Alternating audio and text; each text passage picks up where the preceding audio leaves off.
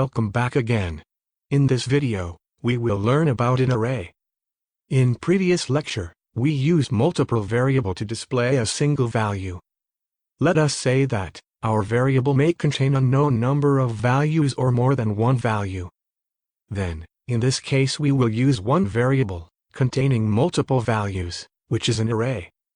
Let's see an example. We have more than one post in our website. Rather creating similar variable like post 1 equal to first post, post 2 equal to second post, post 3 equal to third post, and so on. We will create a single variable posts and write as follows, like this. Let's move to Sublime.